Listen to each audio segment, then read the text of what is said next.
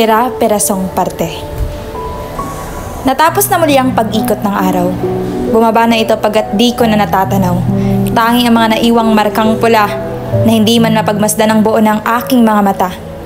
Pinapaalala pa rin na ang mga bakas ay di kailanman magwawakas. At sa bawat paglubog nitong haring araw ay siyang paalala sa mundong ito, ako ay nag-iisa. Sinong sa akin ang kukuble kung ang tahanang dapat na sa akin mananatili ay pira-piraso na ang mga parte. Sinubukan kong alalahanin ang tahanang yun. Sinubukan kong balikan. Minsan na itong naging kompleto. Minsan ang nagbunga ng kasiyahan nito. Minsan ang pagmamahal ang bumuo. Payapa ang bawat haplos. Ginhawa ang bawat pagdama. Ngunit sa muling pagmulat ng aking mga mata, hindi ko na nasundan. Tila naglahong mga alaala. Binalik ako sa kasalukuyan. Sa katotohanan na ang tahanang dati ay buo. Ngayon ay tila bubog na pira-piraso. Hindi ko na matagpuan ang haligi. Nagpapatatag at dapat na nagpapanatili sapagkat sa muling subok kung ito ay ayusin, sa paghikayat kung itayo itong muli, ay di na ito naging tayog paghaya ng dati. Ang ilaw, hindi na ito kasing liwanag.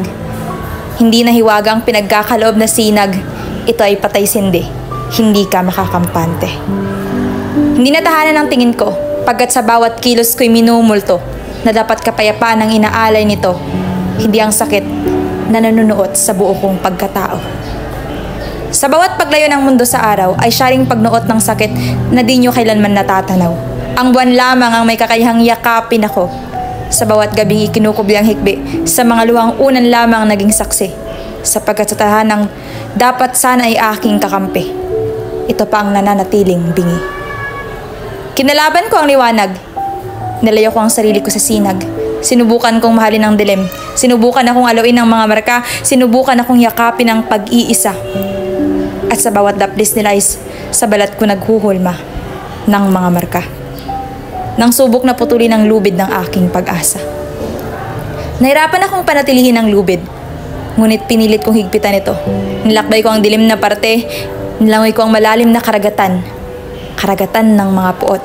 Sapagat para sa akin, mas malalim ang binabaon kong pag-asa kaysa sakit na nanonood at sumasabay sa aking pagluha.